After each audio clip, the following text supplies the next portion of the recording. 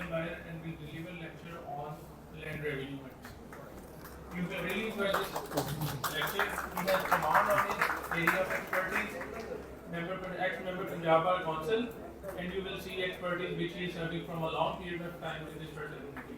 Sir, you are most welcome here. Thank you जी, thank you. तो वो कहाँ है जो आपने वो करना है? ठीक।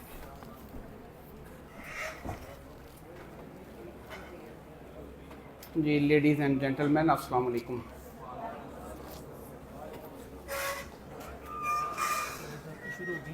हो गई है शुरू, चलो ठीक हो गई।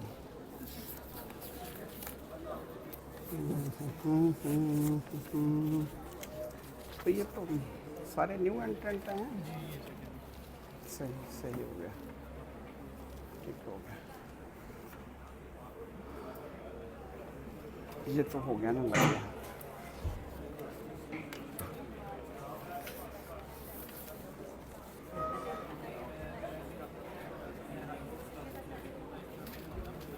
तमाम स्टूडेंट्स को मैं वेलकम करता हूँ। तो ऐसा है कि लैंड रेवेन्यू एक्ट का जो सब्जेक्ट है ये कोई डिफ़िकल्ट नहीं है, तो मैं आपको इसके कुछ फेजेस के बारे में बताऊंगा कि इसकी प्रैक्टिस के लिए कोई डिफ़िकल्टी इतनी नहीं है और it is too much easy if you know how to proceed further. There are simple matters the revenue courts have a summary trial even without recording of the evidence, even without framing of the issues. The matter has to be decided, and which are being decided within months, not in the years. They are providing the early justice to the rural background areas, landowners, the tenants of the lands, and all the matters regarding the land we can refer in the revenue courts. Regarding ownership, inheritance, partition, ejectment suits, all the matters you can refer in the civil court and you can get early relief.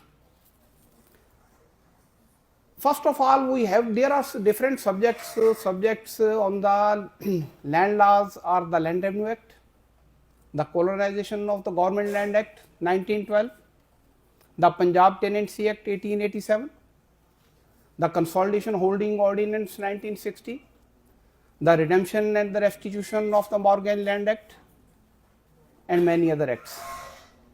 But the relevant laws which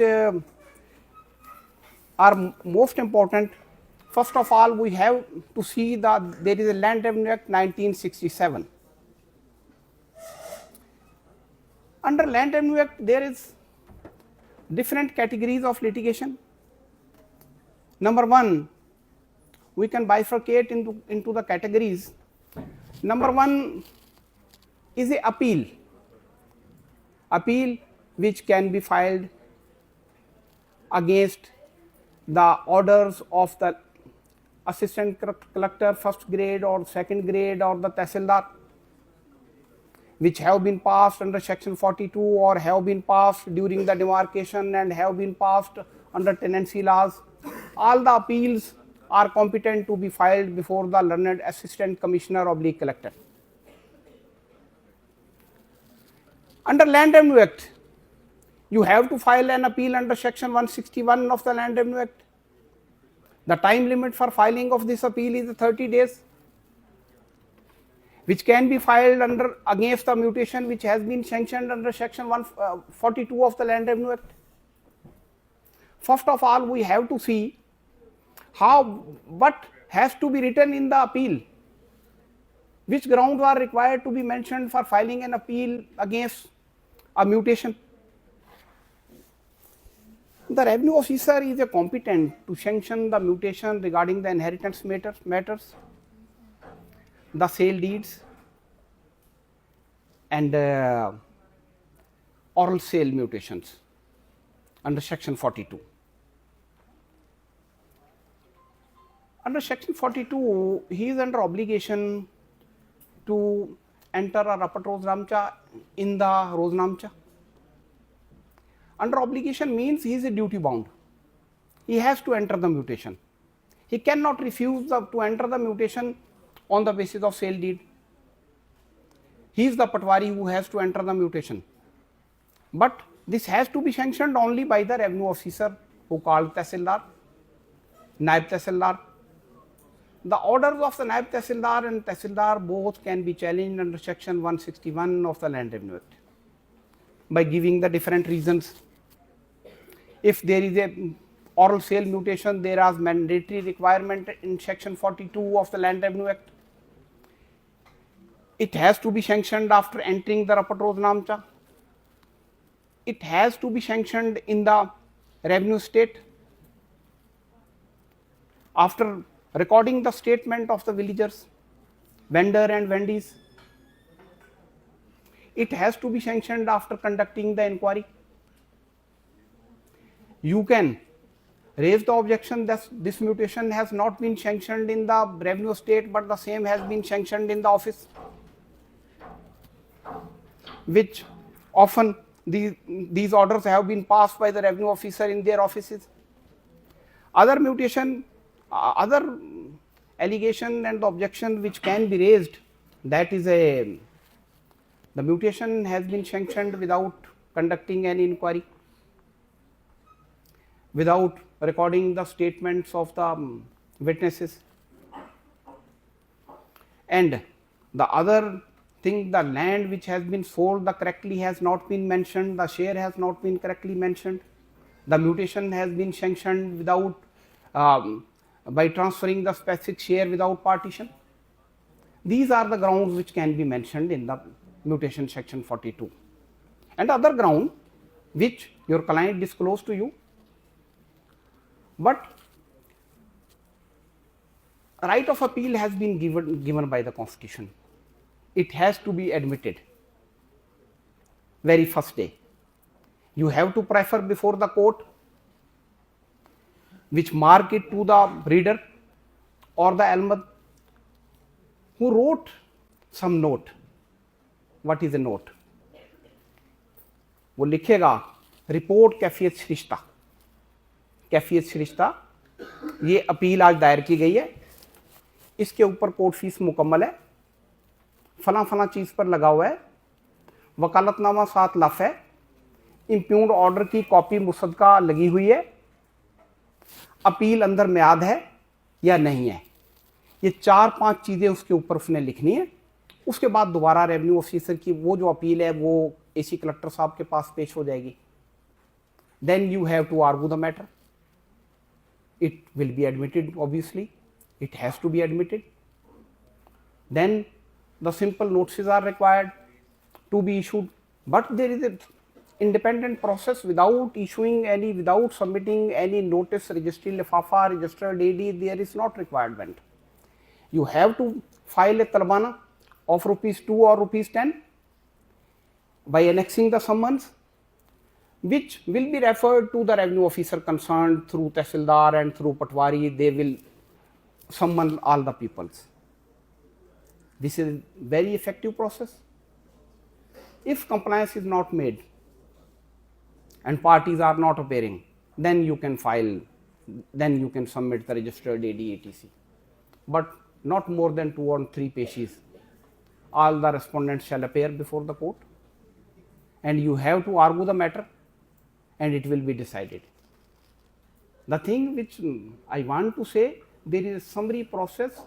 You will be succeed to justify your fee within 2 or 3 months, inshallah, if you will approach the court.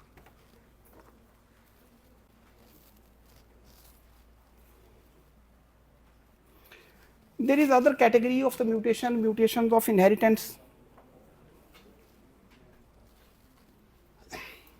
Mutation of inheritance obviously has to be sanctioned by the revenue officer even after the orders of the civil court, session court or high court, even after the order of the Supreme Court. It has to be sanctioned by the revenue officer. Then it has to be sanctioned by the revenue officer. Therefore, the appeal should be filed before the revenue court. Not civil suit is not required to be filed in the inheritance matter, not at all. This is misdirection. You will not succeed to get early justice. कतन file नहीं कर रही, कोई दावा नहीं दायर करें उसके बारे में. Jurisdiction is bar. उस तमाम civil court is entertaining all the cases. Under what capacity it is entertaining.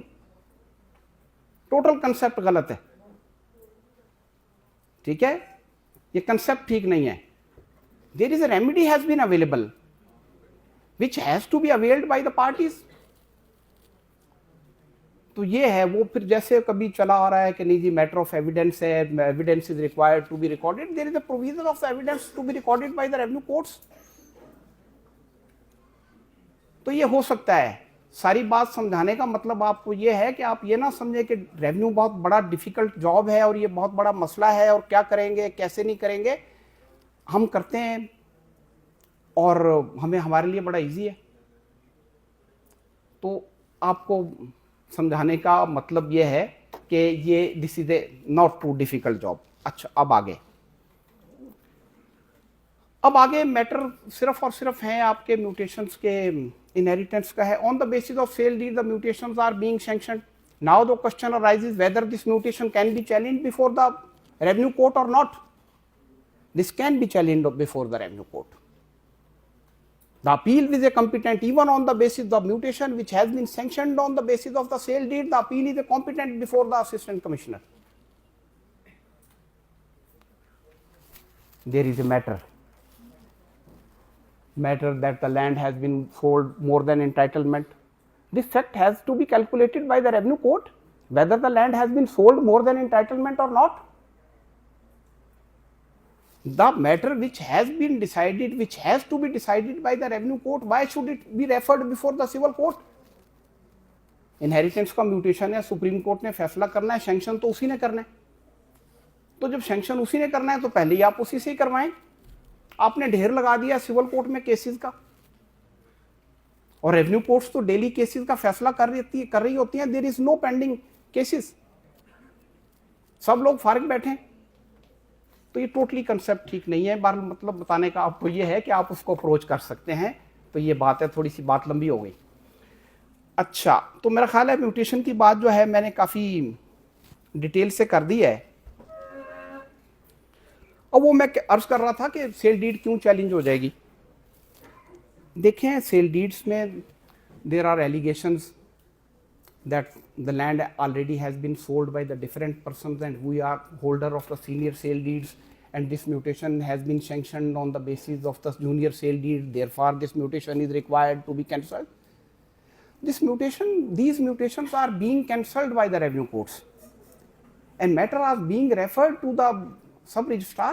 Simple note of sub registrar is required on that sale deed that the mutation on basis of this sale deed has been cancelled. और बिलाखिर भी फर्ज करें revenue court civil court ने फैसला करना है, फिर भी उसने उसी को भेजना है कि फला फला म्यूटेशन को कैंसिल कर दें. तो ये एक इंडिपेंडेंट प्रोसेस मौजूद है, तो वो भी हो सकती है.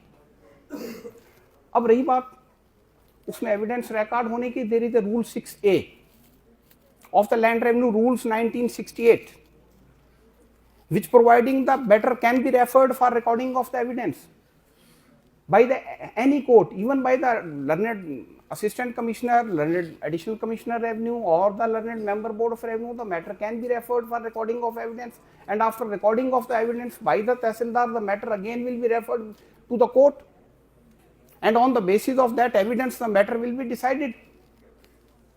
तो कहने का मतलब ये है कि वो आप उसको रेफर कर सकते हैं वहाँ पर. तो वो जो एक सोच है कि there is intricate question and the complicated question which required the evidence, therefore the matter should be referred to the civil court. I think this is not to extent, this is not a correct thinking ना, this is thing. अब mutation की बात मेरे ख्याल होगी. मैं ये सोच रहा था कि any question on the basis of the mutation, अगर कोई सवाल आपका है ना इस बुनियाद पे इंतकाल के बारे में, वो बता दें. फिर नेक्स्ट सब्जेक्ट पार्टीशन का करते हैं, फिर उसको डिस्कस करेंगे.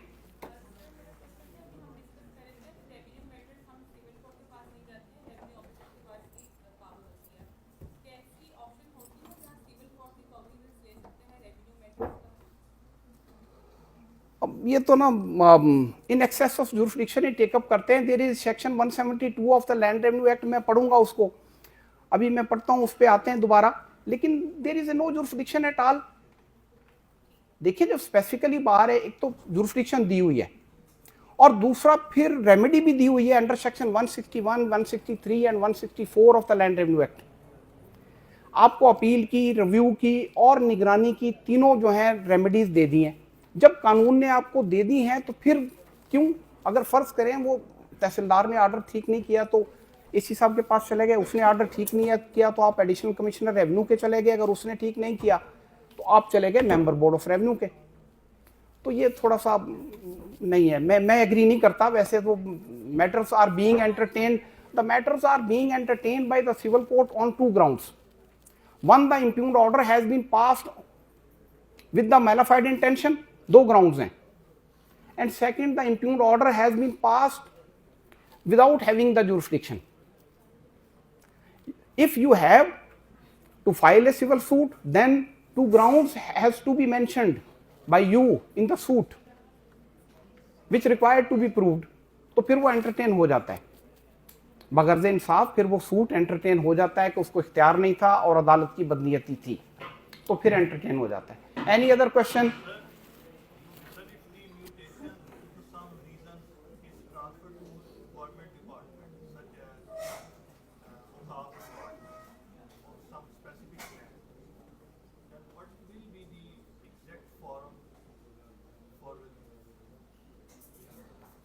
Question is a complicated. Again, please repeat this question, please.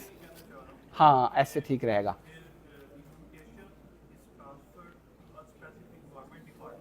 Land is transferred to the government department. What will be the exact forum for remedy for the? अब देखें जो state के नाम लैंड ट्रांसफ़र होती है ना, ये है लैंड एक्विजिशन एक्ट के तहत होगी, ठीक है, 1894 के तहत उसमें होना है ट्रांसफ़र। तो उसमें ना कोई रेमेडी ऑफ अपील और सूट की मौजूद नहीं है, तो इसलिए जब वो रेमेडी मौजूद नहीं है तो कॉन्स्टिट्यूशनल रेमेडी रिट की है उसमें ना, वो होती है, वो चलती है। लेकिन उससे पहले भी है, उससे पहले आपने ऑब्जेक्शन भी फाइल करने हैं, 5A के ऑब्जेक्शन भी फाइल करने हैं, तो वो एक है रेमेडी, उस वक्त तक आप उस पर रेमेडी करेंगे। लेकिन before acquisition, before issuance of the notification under section 6, ये है बात। Thank you. अच्छा, तो फिर मेरा ख्याल ये है कि क्वेश्चन तो इतने नहीं आ रहे, तो फिर पार्टीशन के मैटर को देखते हैं। हाँ, वेलकम जी।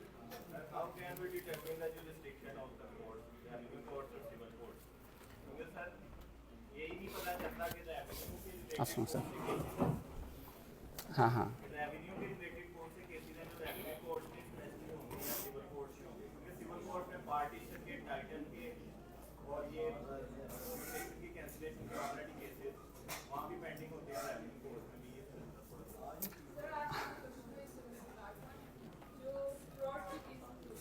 जी हाँ,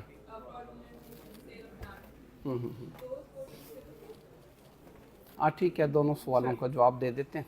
कि मैं जनाब की इजाज़त, एक सेकंड प्लीज़, एक सेकंड, आपकी इजाज़त के साथ सर, मैं रिक्वेस्ट करूंगा कि हमारी खुशकिस्मती है कि legend on the revenue side हमारे साथ यहाँ पे मौजूद हैं सर, मगर मेरी एक रिक्वेस्ट होगी कि मुकम्मल तौर के ऊपर हमारे दोस्तों को तो ये भी नहीं पता कि म्यूटेशन क्या चीज़ है, कौन सा डॉक्यूमेंट है और कहाँ पे होता है और कौन से मामलात वगैरह बीच में रेवेन्यू में जाएंगे। ये ACDC बोर्ड ऑफ रेवेन्यू है क्या भला, इनका दफ्तर वगैरह है कहाँ पे, किस तरीके से, अगर थोड़ा सा पीछे जाके अगर ये इंडिकेट कर दिया जाए कि लैंड रेवेन्यू के नीचे कौन से मुकदमे आते हैं, शहरी वगैरह शहर के मामलात उधर आएंगे कि नहीं, तो मेरे ख्याल में शायद दोस्तों को बेहतर गाइडेंस वगैरह बिल्कुल सही, बिकॉज ये पार्टीशन वगैरह ही मेरे ख्याल में मुझे लग रहा था मुकम्मल तौर पे घूमे हुए हैं दोस्त ज़्यादातर, अनलेस जिन्होंने इस साइट पे काम किया हो।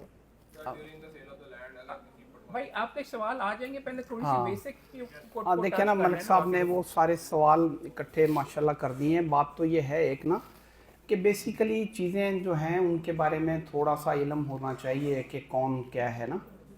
देखिए ना, सबसे पहले तो एक कैटेगरी है, बेसिक कैटेगरी, जिसे आप कह सकते हैं कि जो लोअर कोर्ट की कैटेगरीज हैं जो आप कह सकते हैं कि सिविल जज 3rd क्लास में, 2nd क्लास में और 1st क्लास में आते हैं। तो देखें सर, वो सारे हैं नायब तहसीलदार और तहसीलदार, ठीक है। वो फर्स्ट कोर्ट है जहाँ पर पहली दफ़ा मैटर जो है वो जा रहा होता है, ओरिजिनल एक किस्म की जुरिस्डिक्शन म्यूटेशन की और पार्टीशन की, जहाँ से कोई प्रोसीडिंग इनिशिएट होनी है वो उनके पास है। सेल के म्यूटेशन भी उन्होंने एंटर करने, कोई म्यूटेशन का रिव्यू वगैरह है वो भी उन्होंने करना है। अब उसके बाद जो है पार्टीशन भी उन्होंने करनी है। इवन जितने भी मैटर्स हैं ना पंजाब टेनेंसी एक्ट 1887 के तहत, वो all suits for ejectment are required to be filed before the tehsildar. ठीक हो गया, ये एक स्टेज हो गई ना। पहले तो सर फर्स्ट स्टेज सारी की सारी देही जमीन जो है अर्बन लैंड इसके अंदर आती है कि नहीं वगैरह, ये अगर लाहौर शहर की कोई के मामलात वगैरह हैं वो रेवेन्यू वालों के पास जाएंगे, शहरों वाले के दूसरी प्रॉपर्टीज वगैरह दूसरे फोरम्स के पास जाएंगे। अब देखें लैंड रेवेन्यू एक्ट जो है ना जी, ये अप्लाई करता है लैंड्स के बारे में है, ठीक हो गया। अब सवाल ये पैदा होता है कि लैंड्स के मैटर्स कौन कौन से हैं। ये लैंड्स ही हैं जिन पर हाउस कंस्ट्रक्ट हो जाते हैं। अब सवाल ये पैदा होता है कि कब उसकी नेचर चेंज होगी या जुरिस्डिक्शन कब बार होगी उसकी। अब फर्ज करें एक जुरिस्डिक्शन देखते हैं। एक जुरिस्डिक्शन है डिमार्केशन ऑफ लैंड, ठीक है। अब एक क्वेश्चन पैदा हुआ कि who will demarcate the land, whether the land falls within definition of the land, this piece of portion falls within the definition of land। इसमें बड़ा क्लियर है, हाँ कर दूं, इसमें बड़ा क्लियर है कि you require the demarcation by identifications of the boundaries of the khasra number। Your requirement is only to determine the boundaries of the khasra number। This is the matter ना। इसके लिए जाना है ना आपने कि जनाब मुझे बताया जाए कि ये जो खसरा नंबर है 305 खसरा नंबर है, इसकी हदूद कहाँ कहाँ पर आती है, ठीक है। अब क्वेश्चन है कि कौन करेगा। The khasra number has been created by the revenue officer. The khasra number has the record of the aks shajara is made by the revenue officer। The record of this khasra number is kept in the record room of the revenue record, and the measurement mentioned of this khasra number, that is a field book which has been prepared by the revenue officer, meaning thereby the authority which has created the khasra number, he has the only jurisdiction, not at all no civil court, no authority, no LDA, no any development authority has the jurisdiction। This has been mentioned in the section 172 of the Land Revenue Act। There is a misconception totally, even the land falls within the definition of land or not, this is a no dispute at all।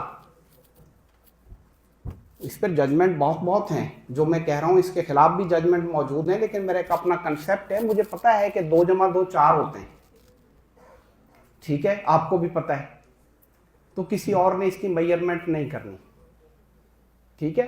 तो मतलब ये हुआ कि demarcation की jurisdiction सिर्फ और सिर्फ revenue courts की है। अब एक और बात, इस बात को थोड़ा सा आगे करते हैं। अब there is a demarcation is required of a house situated in the Johor town। Now the question arises that who demarcate this house? This house has to be demarcated, the boundaries of the plot are mentioned in the LDA record, the boundaries of the house are mentioned in the LDA record। They will tell you what is the actual measurement of this plot। They have jurisdiction, but if the LDA required the demarcation of the khasra number, then the LDA has no jurisdiction at all, no, not at all। Any development authority has no jurisdiction at all, even this is a constructed area। If the demarcation boundaries, identification of the boundaries of the khasra number are required, then the only revenue officer is a competent. तो मेरा ख्याल है demarcation पे clear हो गई जी। जनाब की आगे चलते हैं। जनाब की इजाजत से मैं सिर्फ ये पूछना चाहूंगा कि आप हाथ खड़ा करके बताएं कि आप में से कितने दोस्तों को पता है कि खसरा नंबर क्या चीज होती है? नहीं सिर्फ जनाब जो वेरी राइट, कर रहे हैं, हाँ हाँ ये बात है। खसरा नंबर, खतूनी, खेवट, अक्षजरा वगैरह। मेरी थोड़ी सी रिक्वेस्ट होगी अपने दोस्त से कि आपको, मेरे ख्याल में आपके चेहरों से कम से कम मुझे ये लग रहा है कि खसरा, खतूनी, खेवट सारे के सारे सर पे से गुजर रहे हैं। तो ये वाली मेरी रिक्वेस्ट होगी कि सर जरा पहले इनको ये बता दिया जाए कि तमाम जो ज़मीनें वगैरह हैं वो टुकड़ों में मुख्तस कर दी हैं, और उनके जो टुकड़े हैं उनके नाम किसी को क्या किस तरीके से किया जाता है, वो टर्म्स अगर एक्सप्लेन किया जाए तो फिर मेरे ख्याल में खुसर भी शायद इसीलिए हो रही है। अच्छा लो भी gentleman, your kind attention is required. मेरा ख्याल ये है मलक साहब के सवाल से ना मेरे लेक्चर की डायरेक्शन बेहतर हो गई है, बल्कि मैं समझता हूँ कि ये ज़्यादा ज़रूरत थी इस चीज़ की तो मैं वो क्लियर करता हूँ। ये बड़ा अच्छा रेलेवेंट क्वेश्चन है। देखें बात यह है, मैं ना एक डॉक्यूमेंट लाया हूँ। देखें इसे कहते हैं नकल रजिस्टर हकदारान, ठीक है ना, ये आपको पता है ना, फर्दें जारी होती हैं। अब देखें इसमें ना पहला कॉलम है, पहले कॉलम पर लिखा हुआ है खेवट नंबर, ठीक है, पहले कॉलम पर लिखा हुआ है खेवट नंबर। अब सवाल पैदा होता है कि what is a khewat number? The khewat number is a owner और ओनर्स नंबर, मालिक नंबर या मालकान नंबर, ठीक है। कितने मालिक हैं, यानी ग्रुप ऑफ ओनर्स और ओनर्स। सिंगल ओनर भी हो सकता है इस खेवट में, और एक बाप की औलाद भी हो सकती है, ठीक है, लेकिन नंबर उसको अलाट हुआ है, एक ही नंबर अलाट हुआ है, वो कोई नंबर हो सकता है। और एक जो रजिस्टर हकदारान ज़मीन है गांव में, उसमें तकरीबन 100, 200, 300, कोई आबादी में आ जाए तो ज़्यादा होते हैं, वरना जितने एक लैंड ओनर्स की फैमिलीज होती हैं ना गांव में, तकरीबन उतने ही खेवट होते हैं। बाद में बढ़ जाते हैं, अगर कोई पार्टीशन करवा ले तो खेवट बढ़ जाता है। बाज़ औक़ात एक बाप है, उसकी औलाद ने पार्टीशन करवा ली अलग अलग, तो वो एक खेवट के अगली जमाबंदी हम कहते हैं रजिस्टर हकदारान ज़मीन को। अगले रजिस्टर हकदारान ज़मीन में जो 4 साल बाद बनेगा, हो सकता है कि बाप की खेवट अलग हो और बेटों की खेवट अलग हो, वो पार्टीशन में होगी, या उन्होंने मुश्तरका तौर पर लैंड सोल कर दी, जब सेल हो गई तो वो खेवट एक और नई क्रिएट हो जाएगी। तो खेवट्स बढ़ती हैं, हर 4 साल बाद खेवट बढ़ती हैं। तो मेरा ख्याल है खेवट नंबर तो क्लियर हो गया आपको। हाँ प्लीज़, खसरा से अगर शुरू करें तो वो मैं आता हूँ वहीं पे, वो ना वो अपने कॉलम की तरतीब ही है, प्लीज़।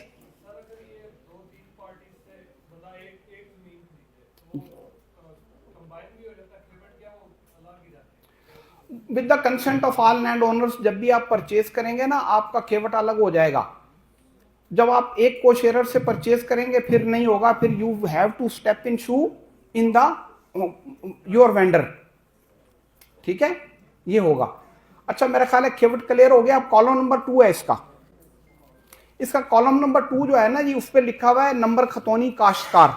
देखें पहले कॉलम में लिखा हुआ था नंबर खेवट मालिक, और दूसरे पर लिखा हुआ है नंबर खतौनी काश्तकार।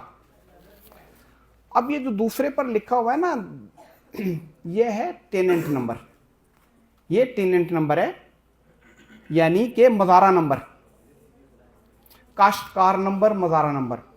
ये आमतौर पर एक आदमी होता है।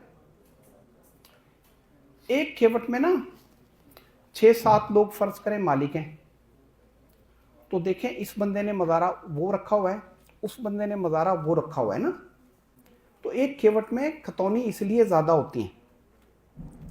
ठीक हो गया ना, खेवट तो एक होती है, खेवट के आगे खतौनीज काफ़ी होती हैं। खतौनी का मतलब टेनेंट नंबर है, उसकी वजह है कि बाज़ औक़ात खसरे होते हैं, तो कोई 2 खसरा नंबरान पर काबज़ है, कोई 4 पर काबज़ है, लेकिन ये टेनेंट नंबर है, मज़ारा नंबर है, ये याद रखिएगा, ठीक है। इसका ओनरशिप से कोई ताल्लुक बज़ाहिर नहीं है। अगर टेनेंट खुद बीच पे काश्त कर रहा हो तो क्या उसको खतौनी नंबर मिलता है? हाँ, अगर मालिक खुद काश्त कर रहा हो तो उसको भी खतौनी नंबर मिल जाता है। अगर वो जुज़वी तौर पे रकबा काश्त कर रहा हो ना, तो उसको भी खतौनी नंबर अलग अलाट होता है। बल्कि हर मालिक का खतौनी नंबर इसलिए भी लग जाता है कि जो कॉलम है ना, इसका कॉलम नंबर है 4, कॉलम नंबर 4 है, कॉलम नंबर 4 है, वो नाम काश्तकार मा अहवाल लिखा हुआ है। ये जो बड़ा कॉलम है ना, ये बड़ा कॉलम सेंटर में, इसमें लिखा हुआ है नाम काश्तकार मा अहवाल। नाम काश्तकार मा अहवाल का मतलब है कि he is a pattadar, he is a tenant at will, ठीक है जी, ही इज ए मॉर्गेजी, इसकी नेचर लिखनी है उन्होंने, और ही इज ए हिस्सेदार, ही में भी हिस्सेदार। अब हिस्सेदार है तो फिर उसको भी खतौनी नंबर लगा हुआ है। फिर बाद औकात इसमें लिखा होता है बदस्तूर, लफज बदस्तूर, बदस्तूर means the person who is a owner in the ownership column, he is the cultivating the land, that's why the word बदस्तूर हैज बीन यूज्ड। ठीक हो गया, इसका मतलब ये हुआ मालक मजार है। आमतौर पे the land which is not being cultivated, that land reflect the बदस्तूर और मकबूजा मालकान। खाना नंबर 4 कहेगा मकबूजा मालकान या लफज बदस्तूर, मीनिंग देयर बाय मकबूजा मालकान टेनेंट जो लैंड बंजर है या दैट इज आबादी, वो तो कोई काश्त तो नहीं ना कर रहा, तो वो बदस्तूर लिख देते हैं उसको, या उसको लिख देते हैं वो कि मकबूजा मालकान है, उसमें एंट्री नहीं होती। अब आ जाते हैं खसरा नंबर पर। Khasra number is a portion of land, khasra number is a portion of land which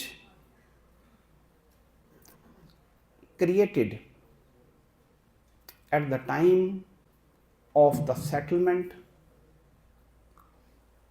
at the time of creation of record, at the time of correction through settlement।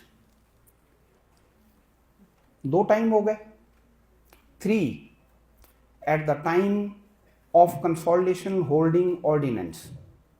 Under consolidation holding ordinance मतलब कहने का उर्दू में इस्तेमाल के दौरान खसरा नया बनता है, कार्रवाई इस्तेमाल के दौरान नया खसरा बनता है, या कार्रवाई बंदोबस्त के दौरान। ये सेटलमेंट का लफ्ज़ काफ़ी जगह पर यूज़ हो रहा है, लिहाजा जो उर्दू का लफ्ज़ है वो ज़रा याद रखिएगा। बंदोबस्त के दौरान खसरा नंबर तब्दील हो सकता है या इस्तेमाल की कार्रवाई के दौरान, वरना कभी खसरा नंबर तब्दील नहीं होगा। अगर आपने कोई लैंड ट्रेस करनी है तो खेवट नंबर हर 4 साल बाद तब्दील हो जाता है, खतौनी नंबर बदलती रहती है मज़ारों के साथ साथ, खसरा नंबर कभी चेंज नहीं होता। तो आपने खसरा नंबरान से ट्रेस करना होता है। जो ये रजिस्टर हकदारान ज़मीन है, जो इसके 2 पेजेस हैं ना, वो इंडेक्स के होते हैं ना, 2-4 पेजेस। वो जो 2-4 पेजेस इंडेक्स के हैं ना, उसके ऊपर तलाश करने के लिए मालकान के नाम से नहीं तलाश करते, वो उन्होंने सारे खसरे लिखे हुए हैं, उनके सामने खतौनी नंबर लिखी हुई है, ठीक है। वो फौरी तौर पर पेज खोलते हैं, वो खसरा नंबर से उसको ट्रेस कर लेते हैं कि ही इज द पर्सन और दिस इज द खेवट। वो शुरू के 2 पेज इसलिए लगे होते हैं उसमें। तो खसरा नंबर के बारे में अब आमतौर पे ये 8 कनाल का खसरा नंबर होता है हर विलेज में। ये 9-13 का भी होता है, 9 कनाल 13 मरला का भी, और ये 10 कनाल और 15 मरला के खसरा नंबरान भी हैं। अब सवाल ये पैदा हुआ कि ये क्यों है, ऐसे क्यों है। देखें, जो है ना colonisation of the government land act 1912, इसके तहत जो भी लैंड आई और जो डेवलप हुई, जो चकूक बने, उसमें तमाम में मेजरमेंट उन्होंने 8 कनाल की रखी है, 8 कनाल की रखी है उसमें। इससे पहले वो थे कि जिसे हम गट्ठा कहते हैं या कर्म कहते हैं, कर्म की लंबाई कहीं पर 5 फुट है, कहीं पर 5.5 फुट है। उन्होंने 5.5 फुट के हिसाब से 8 कनाल रखा था, तो लिहाजा अब उसको मेजरमेंट हम करते हैं। एक जो आपको ये तो क्लियर होगा शायद, वो भी बता देता हूँ मैं, मेजरमेंट करनी होती है कर्म से। कर्म होती है 5 फुट की, एक मरले में 25 स्क्वायर फुट होते हैं, ठीक है। एक सरसाई में 25 स्क्वायर फुट होते हैं, एक सरसाई में 25 स्क्वायर फुट होते हैं।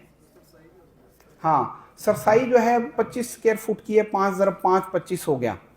मेजरमेंट हाँ ठीक है, लेंथ वो एक मीटर है ना, एरिया बन गया ना, मतलब ये वो आप कह सकते हैं कि जिस तरह मेजरमेंट की जाती है उसके बारे में मैं आपको, ताकि एकड़ तक ले चलूँ मैं आपको। अब 9 सरसाई का एक मरला हो गया, मरला में 225 स्क्वायर फुट हो गए। 20 मरले का एक कनाल हो गया और 8 कनाल का 1 एकड़ हो गया। ठीक है जी। अब बात आ गई दोबारा के अगर खसरा नंबरान तब्दील हो गए ड्यूरिंग सेटलमेंट, लाहौर में रिसेंटली सेटलमेंट प्रोसीडिंग हुई हैं, बंदोबस्त की प्रोसीडिंग हुई हैं मुख्तलिफ विलेजेस में, वहाँ पर भी आपने ट्रेस करना है तो वहाँ पर न्यू और ओल्ड खसरा नंबर लिखे हुए हैं। जो मिसल हकीयत है ना, मिसल हकीयत को कहते हैं परमानेंट रिकॉर्ड ऑफ राइट्स, उसमें ओल्ड और न्यू लिखे होते हैं, तो वहाँ से ओनरशिप तलाश उसकी हो जाती है। तो मेरा ख्याल है खसरा नंबर पे काफ़ी चीज़ें क्लियर हो गई। आपकी इजाज़त से मैं एक चीज़ ज़रा अगर पॉइंट आउट थोड़ा सा और भी चंद दोस्तों के लिए क्लियर कर दूं। ये हम इस कमरे में बैठे हुए हैं, गवर्नमेंट ने या मैं बार काउंसिल हूँ, मैंने रिकॉर्ड करना है कि कितने लड़के आए थे, कौन कहाँ पे बैठा हुआ था, कौन कौन से एरिया में बैठा हुआ था। Now what I do is, ये एक साइड के ऊपर ये एक चक हो गया एरिया, उसके अंदर इतने बीच में खसरा नंबर हैं, एज इन ये 1 है, पोर्शन 2 है, ये आगे आके 3 हो गया, 4 हो गया, 5 हो गया। समझाने की आपको, आप अगर अभी भी लॉस्ट हैं तो समझाने की कोशिश ये कर रहे हैं कि लैंड को फिजिकल मेजरमेंट के मुताबिक हम डिवाइड अप कर लेते हैं। अब कुर्सी पे कौन बैठा हुआ है, कौन काश्त कर रहा है या कंट्रोल कर रहा है, वो खतूनी के खाते के अंदर आ गया। सो अंडरस्टैंड दिस कि आपको ये खसरा नंबर और ये पोर्शंस, नाम लैंग्वेज तो आपको इस तरह लग रही है, मगर ये उर्दू में रिकॉर्ड में मौजूद है। मैं अपने रजिस्टर में एक नक्शा, एक तरीके से अक्षजरा जिसे कहते हैं, वो अगर मैंने नक्शा भी बनाया है या डीमार्केशन है, इधर ये लड़का बैठा हुआ है, इस ग्रुप के अंदर इतने बंदे बैठे हुए हैं, आपका बाउंड्री डिस्प्यूट हो जाता है कि ये इलाका मेरा है, हम दोनों ने ये किया हुआ है, उसको कैसे करना है, ये गुफ्तगू आपको लग रही है कि फॉरेन लैंग्वेज में गुफ्तगू हो रही है, मगर अगर आप प्रॉब्लम जिसको सॉल्व करने के लिए गवर्नमेंट ने किया वो समझना शुरू कर दें तो आपको समझनी आज शुरू हो जाएगी कि हो क्या रहा है यहाँ पे। ये जो टुकड़े हैं, खसरा जिसकी बात कर रहे हैं, ये फिजिकल एरिया है कि इतने एरिया के ऊपर ये होगा, इतनी कुर्सियों का ये एरिया, और बेसिकली नंबर वगैरह उसको दे दिए गए। अब हम सुबह फॉर एग्जांपल कंसोलिडेशन करते हैं कि नहीं जी यहाँ पे हमने ये स्क्रीन खोलनी है, तो ये कुर्सियां इधर शिफ्ट कर दें, तो उसके ऊपर उस कंसोलिडेशन के अंदर, यानी आप रिकॉर्ड को दोबारा से सीधा अगर आप कर रहे हैं तो आप शुरू से भी नंबर डाल सकते हैं जिसके अंदर खसरे नंबर तब्दील हो रहे हैं। So understand this problem. अगर आपको ये समझ नहीं आ रही तो इसको भी आपको किताबों वगैरह में होगा, ये टेक्निकल थोड़ी सी चीज़ है, मगर इसको समझे बगैर प्रॉपर्टी लॉ और ट्रांजैक्शंस आप समझ ही नहीं सकते, मुकदमा आप आर्ग्यू कर ही नहीं सकते। ये चीज़ें आपके लिए सीखनी लाजमी है, इसलिए आंखें कान खोल के और गप्पे ना लगाएं वहाँ पे, बिकॉज ये चीज़ें अगर आपको समझ नहीं आई तो आप मुकम्मल तौर के ऊपर ना मुकदमा जीत सकते हैं, ना आपको समझ तक नहीं आनी और आपने मुकम्मल तौर पे गुम हो जाना है। तो ये ज़रूरी है, ज़रा देखिए। सॉरी। हाँ देखें, बड़ी प्यारी बात मलिक साहब ने की। मैं फिर दोबारा ना इसी डॉक्यूमेंट पे आ जाता हूँ। देखें, बात यह है कि आपको ना ये डॉक्यूमेंट पढ़ना आना चाहिए।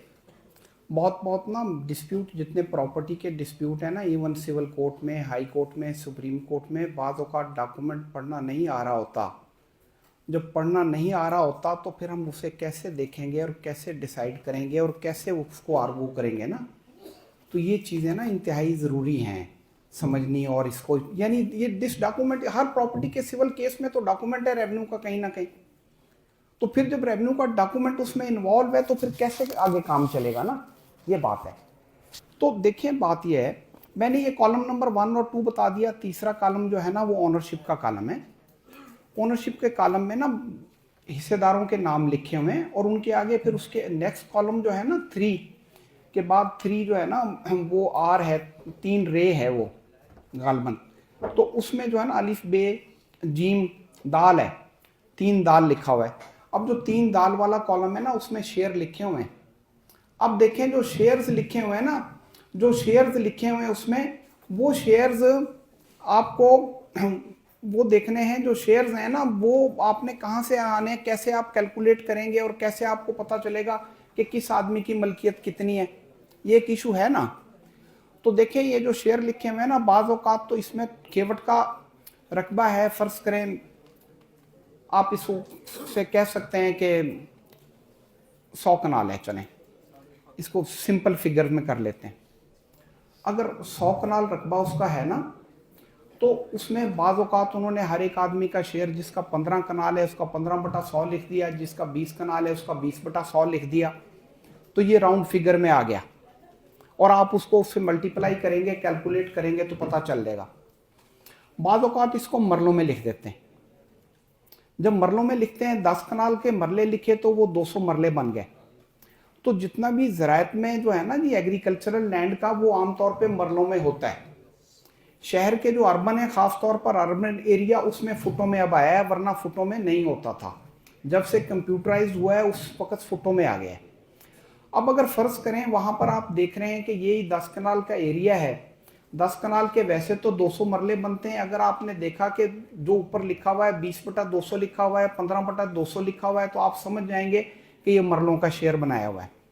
और अगर आप देख रहे हैं उसी 10 कनाल का उन्होंने लिखा हुआ है 2250, तो इसका मतलब है कि आपने उसमें फुटों का लिखा हुआ है, ठीक है। या उसने 4500 लिखा हुआ है तो 4500 स्क्वायर फुट है, कनालों का लिखा हुआ है। अगर इससे भी ज़्यादा लिखा हुआ है तो आप जो टोटल एक्चुअल ओनरशिप है उसको 225 से कनालों में मल्टीप्लाई कर देंगे तो फुटों में फौरी तौर पे आ जाएगा, आपके सामने मरलों का आ जाएगा। तो वो आप शेयर इसमें से निकाल सकते हैं, कॉलम नंबर 3 में से आपको पता चल जाएगा। कोई इतना परेशान कुन नहीं है ये, ठीक है। आपको फौरन पता चल जाएगा कि वाकई इस आदमी की, फ़र्ज़ करें इन्होंने लिखी हुई है तो 1 कनाल 5 मरला लिखी हुई है, उसके सामने उसकी उन्होंने एक्चुअल शेयर लिख दिया है, तो वो उससे भी कैलकुलेट हो जाता है। अब रही बात आगे, उसके बाद उन्होंने एक्चुअल एरिया उसका लिख दिया है। एक्चुअल एरिया के बाद उसमें फिर वो ज़रूरी पासबुक वगैरह का रेफरेंस के if there is any loan in favour in against this land, उसका नंबर उन्होंने लिखा हुआ है।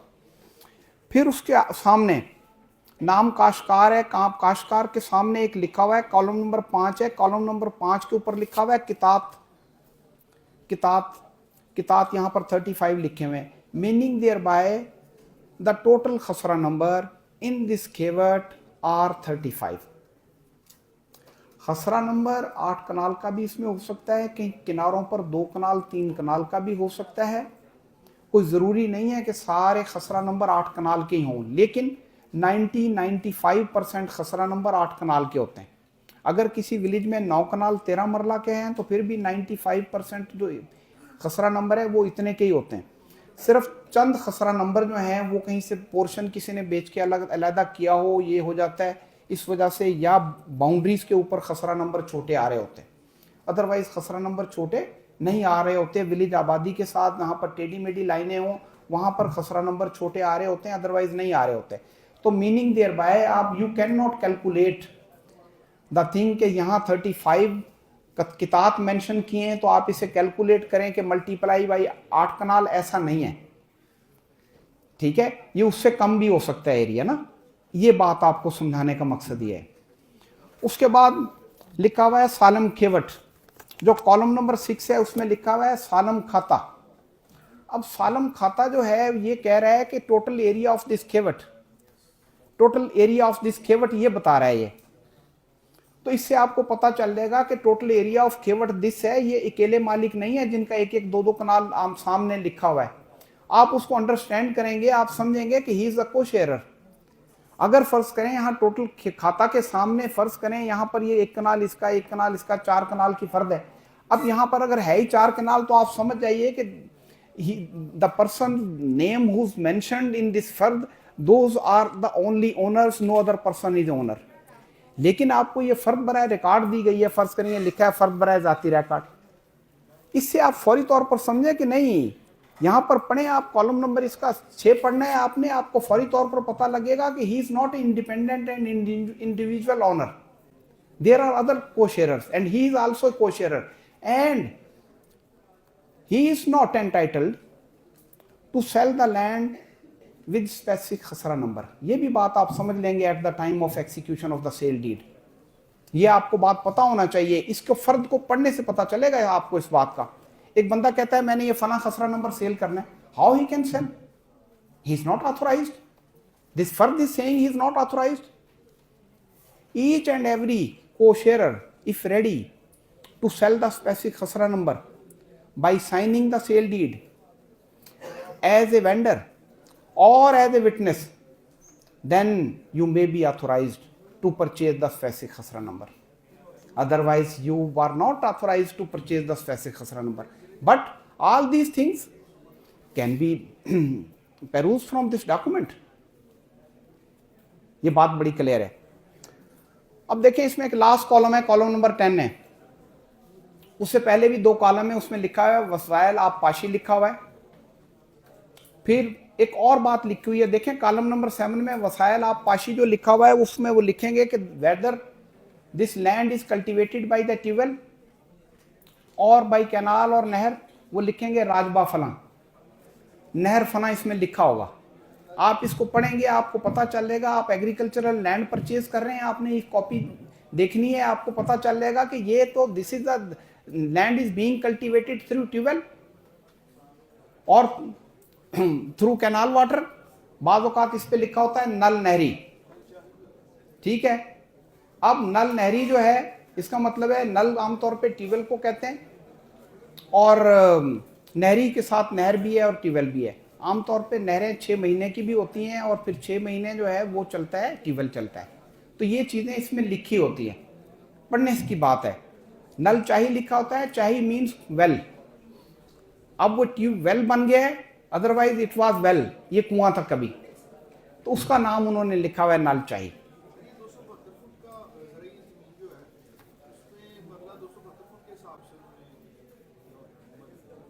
अब देखें मैं वो भी अर्ज कर दूं, मेरे फादिल दोस्त ने एक क्वेश्चन पूछा है कि वो मरला 272 फुट का होता है। देखें मरला 225 का भी होता है, 272 का भी होता है।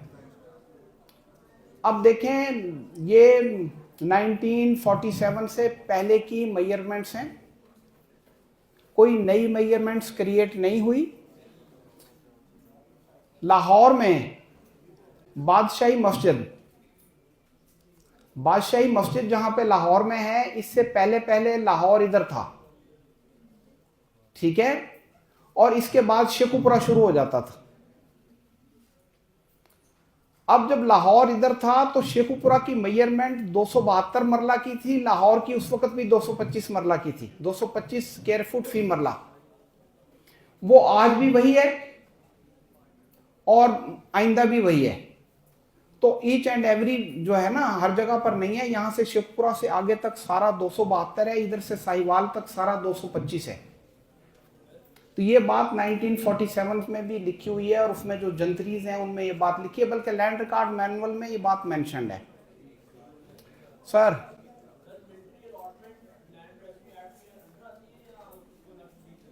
आपका कोई केस तो नहीं है ऐसा? अब देखें वो तो एक बॉर्डर बेल्ट है, बॉर्डर बेल्ट पर 5 माइल्स एरिया जो है ना वो दिया हुआ था उस वक्त डिफेंस पर्पसेस के लिए। तो वो 5 माइल बेल्ट जो है ना इंडिया के साथ साथ सिर्फ वो दी हुई थी। उस वक्त तो सारा लैंड था और बैरन थी। अब आहिस्ता आहिस्ता डेवलप भी होगी और लैंड की कीमत भी बढ़ गई है, तो वो उनके कंट्रोल में है। अलॉटमेंट तो फिर भी रेवेन्यू डिपार्टमेंट ही कर रहा होता है।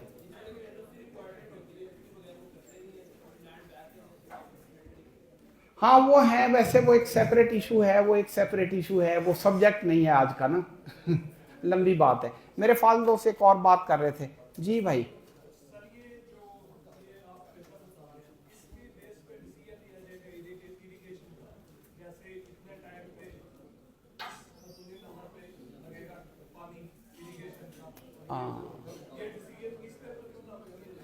देखें ये तो इंटाइटलमेंट सर्टिफिकेट है, मलकियत का सबूत है ये, ठीक है, और मलकियत का सबूत है और डॉक्यूमेंट ऑफ टाइटल भी यही है, ठीक है। वो भी कंसेप्ट नहीं है ठीक है डॉक्यूमेंट ऑफ टाइटल सिर्फ सेल डीड है, ये डॉक्यूमेंट ऑफ टाइटल है। अब you have to draw the share of water as per your entitlement अगर आपका 20 कनाल है तो आपको उसके मुताबिक मिल जाएगा, जो वहां पर रेशो चल रही है 1 घंटा चल रहा है। अगर आपका मतलब 10 कनाल है तो मुमकिन है वहां आधा घंटा हो। तो वो हर एक का ना शेयर वहां पर वो इरिगेशन डिपार्टमेंट तय कर रहा होता है एज पर इंटाइटलमेंट। सर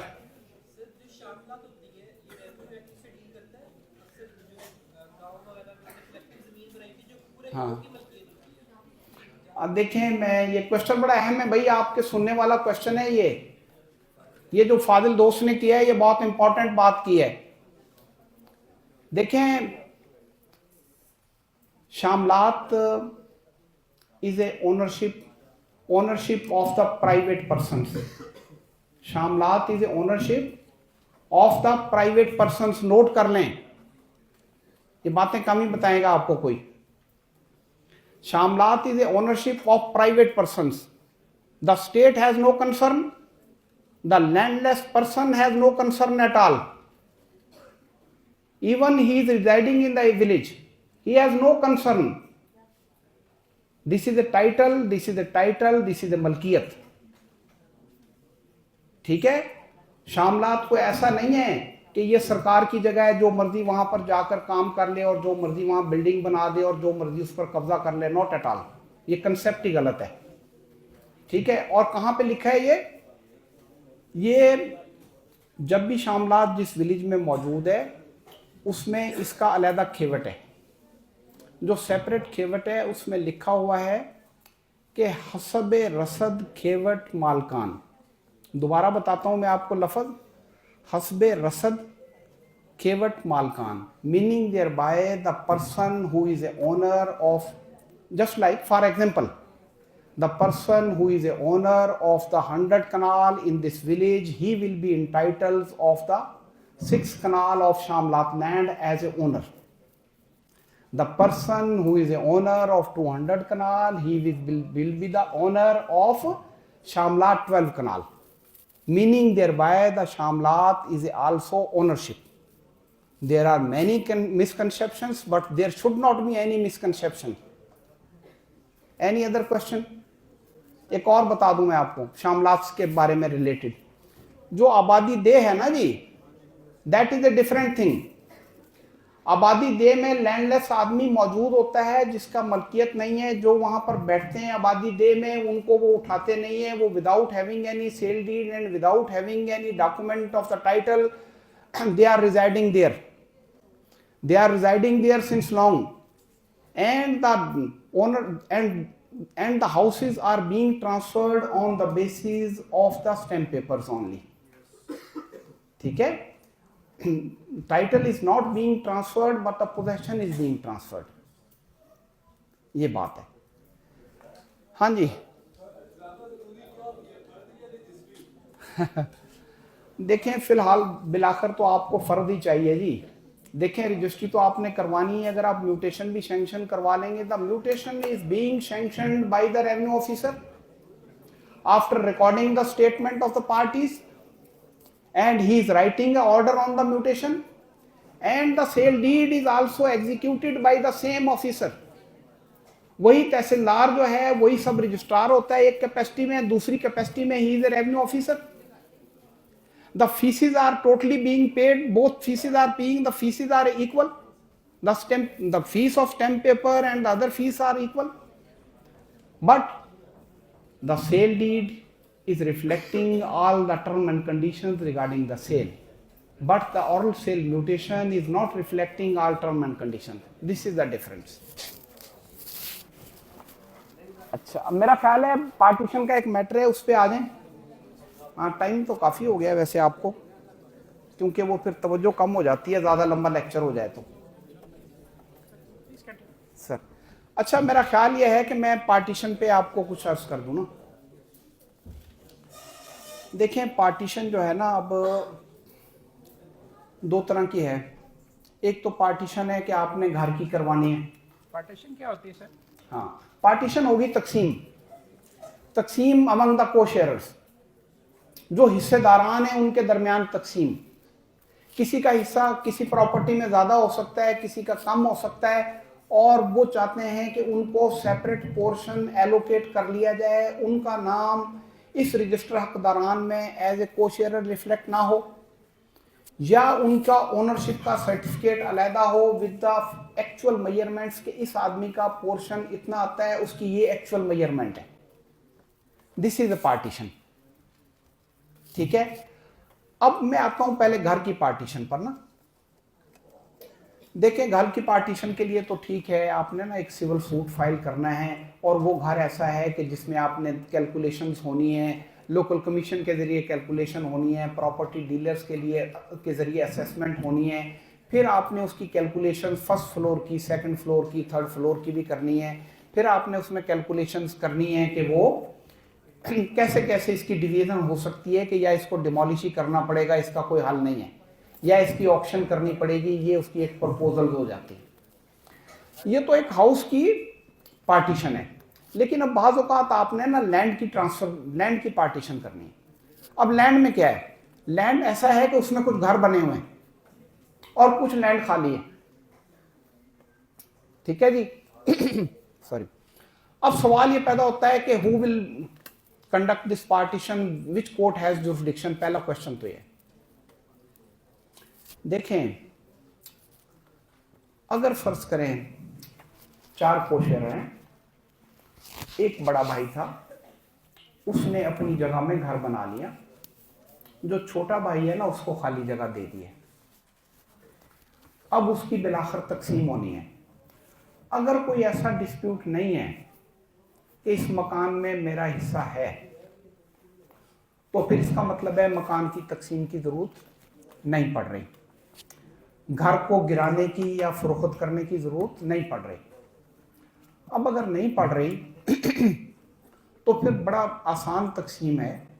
जिन्होंने घर बनाया है उतना एरिया, उतना कनाल उसका दे दिया, को खाली दे दिया, बाकी 2-4 मरले घर के दे दिए, उसके पास चला गया। जो खाली जगह है वो बाकी तकसीम होनी है, वो मिलनी है उनको जिन्होंने कुछ तामीरात नहीं की। कौन करेगा? फर्ज करें हम इसको सिविल सूट फाइल कर देते हैं और मकान की डिवीजन रिक्वायर्ड नहीं है, हाउस की डिवीजन, कंस्ट्रक्टेड हाउस की डिवीजन रिक्वायर्ड नहीं है, but the houses are also part of this portion which is required to be partition. The matter will be referred by the revenue to the revenue officer by the civil court, who will give the actual demarcation of the total area and the measurement, and after giving the measurement he will propose the partition, accompany with the local commission। कोई भी civil जज साहब किसी भी ज़रई रकबे की तकसीम नहीं करवा सकते जब तक पटवारी साथ ना हो या रेवेन्यू ऑफिसर साथ ना हो। पॉसिबल नहीं है, मुमकिन नहीं है। ना लोकल कमीशन के पास कोई रिकॉर्ड है, ना सिविल कोर्ट के पास कोई रिकॉर्ड है, और ना ही एक्चुअल मेजरमेंट है। हाँ, अगर कोई डिस्प्यूट मेजरमेंट्स में नहीं है तो फिर पार्टीशन हो सकती है, फिर तो खानगी तकसीम भी हो सकती है जिसे हम कहते हैं फैमिली पार्टीशन, फिर तो वो भी हो सकती है, फिर तो डिस्प्यूट नहीं है। तो लेकिन अगर there is some constructed area, even then the you can file an application for partition before the revenue officer. No need to file a suit for partition before the civil court. If there is a dispute to partition the house, to demolish the house, to demolish the walls of the house, then you can file a suit before the civil court for assessment of the prices and assessment of the cost and so and so.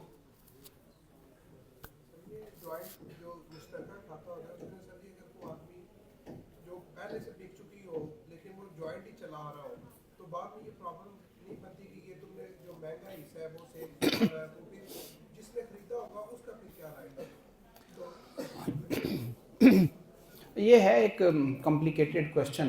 देखें, ऐसा है कि the land has been sold by one co-sharer. The land which has been sold by one co-sharer, he also handed over the possession to the vendee, and vendee took over the possession and constructed their own something. This land already was in hissedari possession of that person, who sold this thing. This hissedari possession is also mentioned in the cultivation column, often mentioned in the cultivation column. और तमाम जो old revenue record है उसमें तमाम में हिस्सेदारी कब्जा तमाम हिस्सेदारों का तहरीर है। हाँ, हर एक का नाम और उसमें जो जहाँ पर है ना खतौनी नंबर, और खतौनी नंबर के आगे जो लिखा हुआ है कि ये नुमान हिस्सेदार बदरिया मगारा फतेह मोहम्मद, ये लिखा हुआ है उसमें, उससे पता चल रहा होता है पिछली जमाबंदी आय से, रजिस्ट्रारदारान ज़मीन से कि ये किसका कब्जा पुराना था इस पे। और फिर जब पार्टीशन होनी है तो possession has to be kept in view.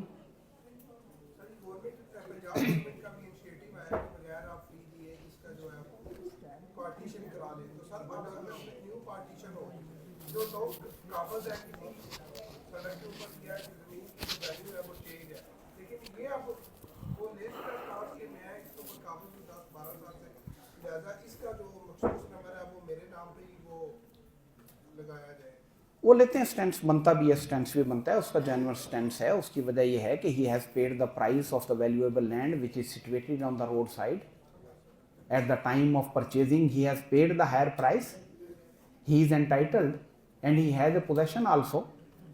और फिर वो उस आदमी ने उसको बेचा है, they have not objected at the time, at that time, तो उसका है। लेकिन पार्टीशन के वक्त ये भी एक लॉ है कि तमाम रकबे में से देखा जाएगा कि कौन कौन सा कितनी वैल्यू है, उसकी कैटेगरी मुकर्रर की जाएगी। मैं आता हूँ वो पार्टीशन पर, मैं आपको बताता हूँ। देखें, the partition is the application for partition is required to be filed under section 135 of the land revenue act by impleading all the co-sharers as a respondent. The application can be filed by one co-sharer or more than one co-sharer, but you have to implead all the co-sharers as respondent. And the notices are required which have to be issued to the respondents after their presence. After their presence, the proceeding of the section 141 are required to be conducted by the revenue officer. 141 क्या कहता है, वो देखेगा उसमें कि जनाब इसमें partition में कोई रुकावट है। 136 में तो पहले वो देखेगा कि इसमें कौन कौन सी ऐसी चीज़ें हैं जिसकी पार्टीशन में नहीं कर सकता ना। कुछ कॉमन है, कुछ मस्जिद है, कुछ और मामलात हैं, मुमकिन है उसमें बनाई हुई हो, तो वो कॉमन पर्पजेस की है, बाज़ औक़ात रास्ता जात हैं, वो कहेगा ठीक है इनकी तो पार्टीशन नहीं हो सकती, उनको एक्सक्लूड भी कर देगा, लेकिन ड्यूरिंग पार्टीशन कर देगा एक्सक्लूड। ये ऐसी चीज़ें हैं जिनको एक्सक्लूड करेगा। बाज़ औक़ात जैसे ओल्ड उसमें था, वो ट्यूबवेल थे वो मुश्तरका रखे गए थे, वेल मुश्तरका, कुआँ जात मुश्तरका रखे गए थे, तमाम को रास्ता जात दिए गए थे, तमाम को वाटर चैनल का पैसेज दिया गया था, तो वो उसमें दिया गया, उसकी उस तरह पार्टीशन होती है। अब भी वो इसी तरह ही होनी है। अब उसके बाद उसने देखना है कि whether there is any matter of title is pending between the parties already in the civil court, और whether he is competent to proceed further or not. If there is a matter of title is pending, he can stop the proceedings and he can refer the parties to the civil court. If he is not referring, then he is competent to decide the matter of title. Even matter of title can be decided during the partition by the revenue officer. Now the law has been amended. In earlier law, this has been provided that he can decide the matter of title. Now again has been provided under section 141. He is competent to decide the issue of title.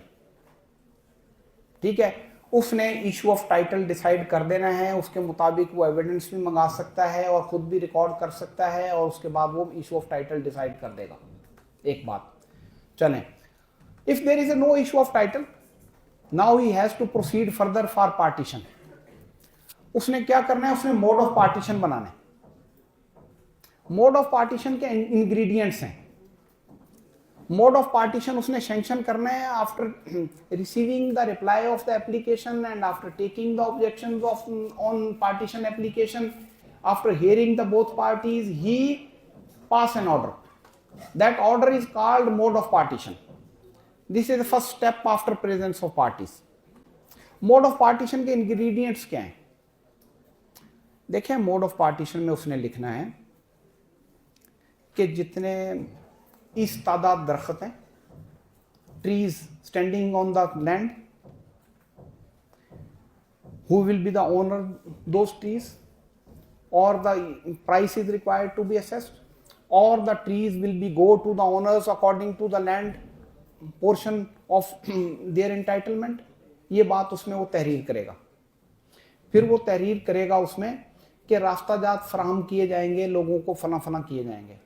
उसमें वो mention करेगा कि उसमें mention करेगा mode of partition में water channels का mention करेगा। इससे भी एक अहम बात जो उसने मेंशन करनी है, दैट इज के categories of land. There are two or three categories of the land which required to be bifurcated. Land is required to be distributed in the three categories. एक दर्जा अव्वल है, एक दर्जा नौम है, एक दर्जा सौम है। ये जो सड़क के ऊपर एरिया है ये अलग दिया जाएगा। जो गांव के साथ न्याय का एरिया उसे हम कहते हैं adjacent to the village, ये अलग तकसीम होगा। He is under obligation to pass such mode of partition. Then the order of mode of partition has been passed. This order is required to be challenged. If any person is aggrieved, the 30 days time limit has been provided under section 142 of the Land Revenue Act. The appeal can be filed against this order within 30 days. Ji please.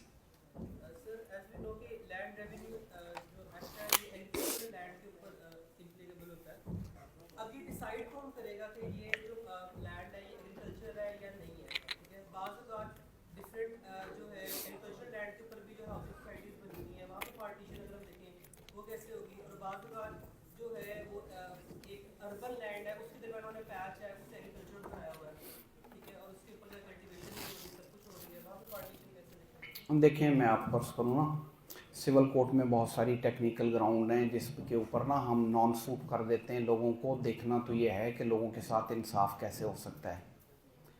अब बात यह है कि हर respondent चाह रहा होता है कि टेक्निकल ग्राउंड पे किसी आदमी को नॉन सूट कर दिया जाए।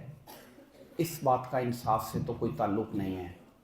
ठीक है, सीपीसी में सेक्शन 151 ही काफ़ी है समझने के लिए कि उसमें सब कुछ दिया हुआ है कि आपने even without adopting the proceedings, total proceedings, you can pass an order in the interest of justice. देखें, मैंने अर्ज कर दिया कि जब किसी हाउस की कंस्ट्रक्टेड एरिया की बाइफरकेशन अगर होनी है ना, तो फिर सिविल कोर्ट में उसकी रिक्वायरमेंट है। Otherwise all land can be partitioned even comprising on the society area. If it has to be divided into the canals and the marlas, it has to be divided by the revenue officer and can be divided after sanction of the mode of partition. There are categories of the land. ये ज़रई area है, इतना area इसमें कीमती है, इसका 1 एकड़ के 2 एकड़ दिए जाएंगे जो सड़क के ऊपर है, 1 कनाल के 2 कनाल दिए जाएंगे, बकिया जो है एरिया में तकसीम होगा। और बल्कि ऐसा होगा कि सड़क के ऊपर 10 कनाल है, ये 5 को शेयरर्स हैं, यहाँ पर हर एक को 2-2 कनाल मिलेगा, बाकी जो एरिया है उसको अलग तकसीम होगा। This is not a difficult job ना, ये बात है, ये कोई मसला नहीं। अच्छा, तो सेक्शन 142 हो गया, उसमें अपील हो गई। फ़र्ज़ करें किसी ने अपील फाइल कर दी मोड ऑफ पार्टीशन के खिलाफ, it will be decided and till the decision of the case the matter will be automatically will be stayed. But after disposal of this matter, the matter will be decided by the revenue officer. अब revenue officer जो है उसने नक्शाजात बनाने के लिए पटवारी हल्का से कहना है नक्शाजात, these are not maps, नक्शाजात आ रहे चार्ट, टेबल कह सकते हैं आप इसको, टेबल अलिफ, टेबल बी, टेबल सी, ये चार्ट है। इसमें लिखेगा, पहला टेबल है, टेबल नक्शा अलिफ उसे हम कहते हैं, उसमें लिखेगा total area and the share of the each co-sharer by mentioning the area in canals etc. वो नक्शा अलिफ बन गया। अब नक्शा बे में दोबारा नाम लिखेगा, तमाम का एरिया लिखेगा, फिर आगे लिखेगा कि इसके पोजेशन में इतना एरिया है, इसके पास इतना ज्यादा है, इतना कम है। आगे लिखेगा इसके पास जो है ना जी बंजर कम है या आबाद रकबा कम है, फिर लिखेगा वो कि उसमें जो है ना रूरल एरिया उसके पास कम है या अर्बन कम है, वो लिखेगा। दिस इज ए नक्शा बे। अब नक्शा जीम क्या है? नक्शा जीम is a equal to order, is a equal to order.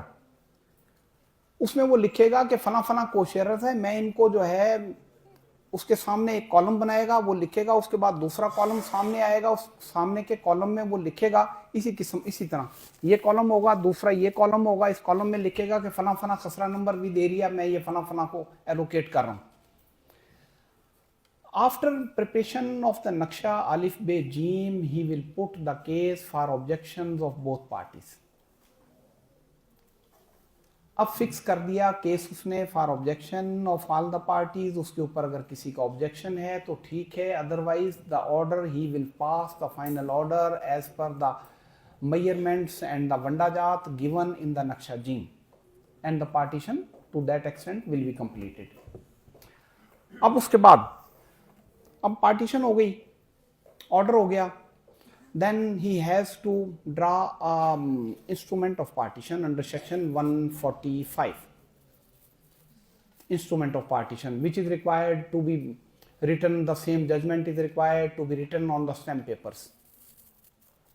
You can say that document है सनद सुल्तानी,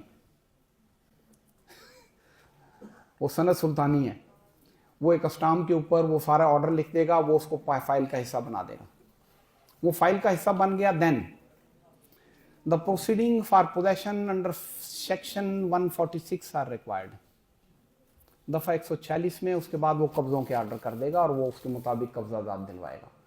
तो ये पार्टीशन इस तरह जो है वो कंप्लीट हो जाएगी। तो ये मैं ये समझता हूँ कि जहाँ पर कोई हाउस वगैरह और उसकी नहीं होनी ना, कोई तकसीम घर की नहीं होनी, तो वो तमाम जहाँ पर भी खसरा और खेवट और इन्वॉल्व है ना, वहाँ पर रेवेन्यू ऑफिसर नहीं करनी है। इवन द सिविल जज has to refer the matter to the revenue officer. वो वंडाजात बना के दे रहा होता है, फिर उसके ऊपर ऑर्डर कर देते हैं, then subsequently the revenue officer has to implement the same order. These are the thing. काफ़ी हो गया जी वैसे। आपके अगर कोई क्वेश्चंस हैं प्लीज रेफरी। हाँ, क्योंकि 1 घंटा हो गया तो मेरा ख्याल है आप भी थक गए होंगे। तो 2 ही मैटर हुए हैं फिलहाल, तो एक म्यूटेशन के बारे में हो गया अपील्स का, और एक जो है ना ये पार्टीशन का हो गया। वैसे तो ये बड़ा लंबा सब्जेक्ट है। एक बात मैं बता दूं आपको, जो रह गई है मैं समझता हूँ वो ज़रूरी है बतानी ना। देखिए सेक्शन 172 जो है ना लैंड रेवेन्यू एक्ट का, वो बड़ा क्लियर कर रहा है, वो बड़ा क्लियर ये कर रहा है कि jurisdiction of the civil court is specifically barred। अब जब स्पेसिफिकली बार्ड है, उसमें उन्होंने म्यूटेशंस के बारे में पार कर दिया, डिमार्केशन के बारे में बार कर दिया, असेसमेंट ऑफ लैंड रेवेन्यू के बारे में बार कर दिया, क्रिएशन ऑफ खसरा numbers and the limitations and boundaries के बारे में बार कर दिया, प्रिपरेशन ऑफ रिकॉर्ड के बारे में बार कर दिया। तो meaning thereby the appeal, the remedy of appeal and the revision and the review has been provided under section 161, 163 and the 164। तो वो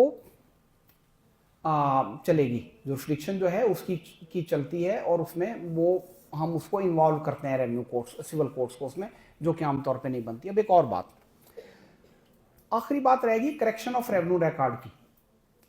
देखिए हम करेक्शन ऑफ रेवेन्यू रिकॉर्ड की एप्लीकेशंस दे रहे होते हैं, तो करेक्शन ऑफ रेवेन्यू रिकॉर्ड की जुरिस्डिक्शन रेवेन्यू कोर्ट के पास है। Even the long standing entries can be corrected, the revenue record is required to be corrected. The revenue record can be corrected by the person who has made this record. He know what is a deficiency in this record and what is a mistake in there in. तो वो कोई ऐसा issue नहीं है ना, ये बात है। तो और कोई सवाल बताइए फिर। हाँ जी,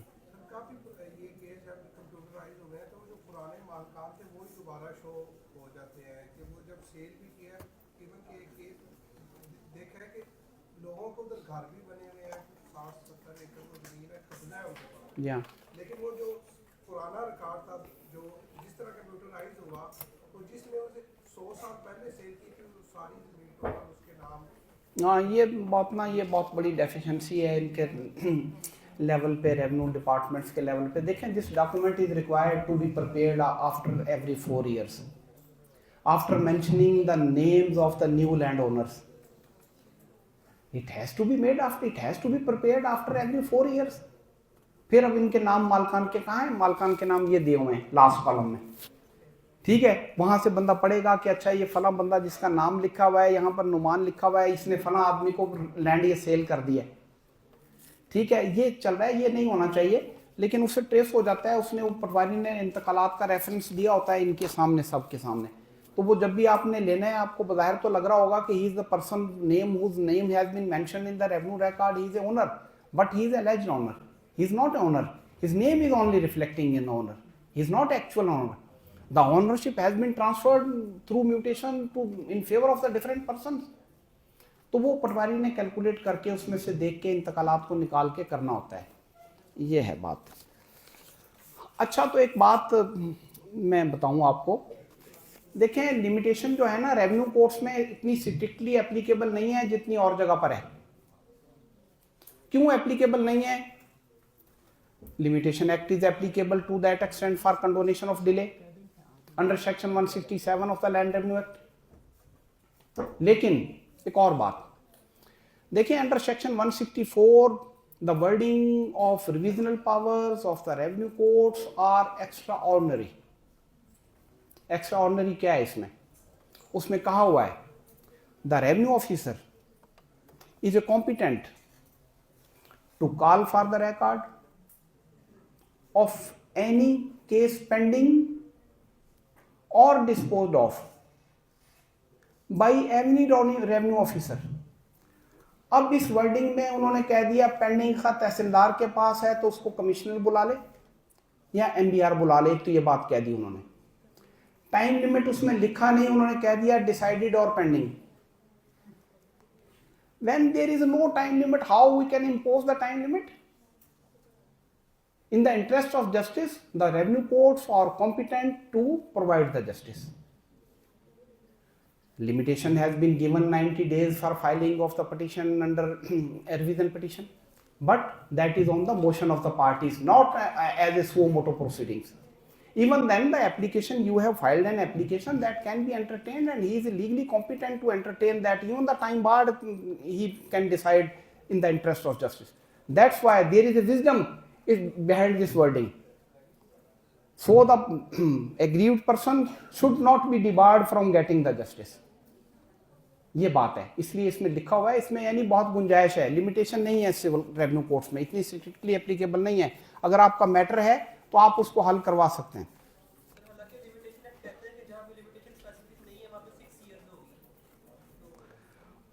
It has to, this is a special statute, it has to be seen according to this wording। The Honorable High Court cannot entertain after 90 days, but the member board of revenue is a competent. This matter has been clarified by the 4 judges of the Supreme Court in PLD 1985 SC 208।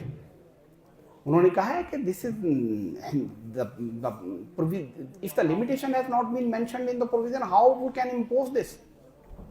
तो बहरहाल इसमें बहुत चीजें clear हैं। तो any other question भाई?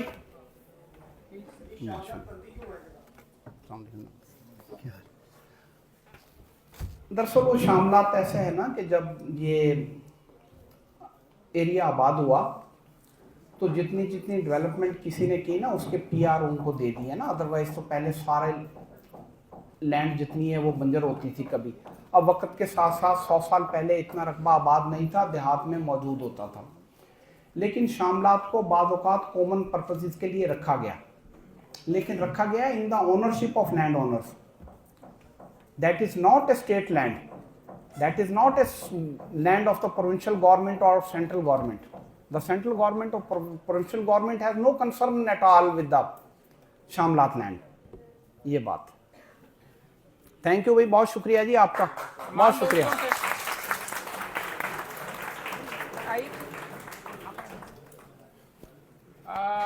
एक other group photo हो जाए प्लीज एंगल साहब के साथ, उसके बाद देन उसको कहते हैं ये करके सामने अगर आ जाए।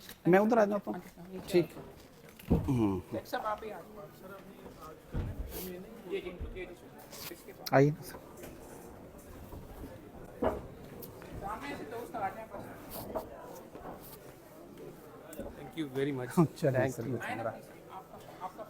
अच्छा, तो फिर ये हम इधर खड़े हो जाएं तो ये हम ऐसे हो जाएं अब सर, बल्कि ऐसे हो जाए, हम सारे अगर खड़े हम हो जाएं तो अच्छी अगर बिल्कुल ऐसा अच्छी आ हो जाए। जाए तो चलें।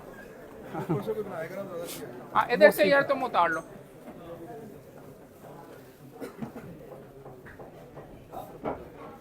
नदीम साहब आपकी भी आ सकती है वैसे।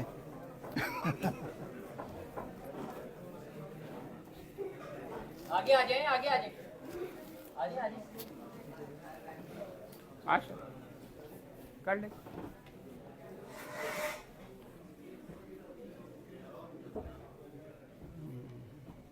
माशाल्लाह,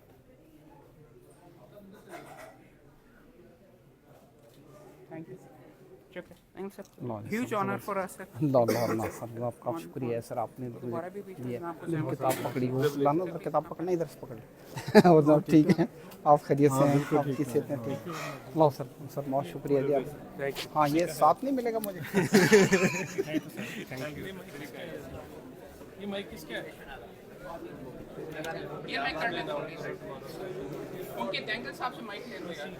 ये कल के लेक्चर जो है ना वो एक तो कल के लेक्चर्स आप प्लीज अनाउंस कर लीजिए। और यार अभी प्लीज सेटल डाउन, आपके ब्रीफ छोटे से ही आपके लिए लेक्चर्स हैं दो, एक प्रैक्टिकल ट्रेनिंग हम बीच में आपको करवाएंगे आपकी इजाज़त के साथ सर, और एक सेक्रेटरी साहब से हमने बीच में रिक्वेस्ट की है कि वो यहाँ पे आके आपने लाइसेंस हासिल कैसे करना है, और अगर आपको कोई मसले वगैरह आ रहे हैं सेकंड इंटीमेशन और उसके बारे में, तो वो आप यहाँ पे सवाल कर सकते हैं। प्लीज़ दो सेकंड के लिए बैठिए। जस्ट थोड़ी देर के लिए, जैसे वो अहमद साहब ने कहा है, आप बैठिए और जो कल की लेक्चर है वो आप आपको ग्रुप में जो है वो डिस्कशन भी शेयर करें। मैंने अपना मुकदमा कल का तैयार करना है, उनके साथ बैठ के मैं तैयार रहूँगा सर। कैमरा वो ऑन करवा लीजिए जो दिखाना है। एक सेकंड प्लीज सर, एक सेकंड।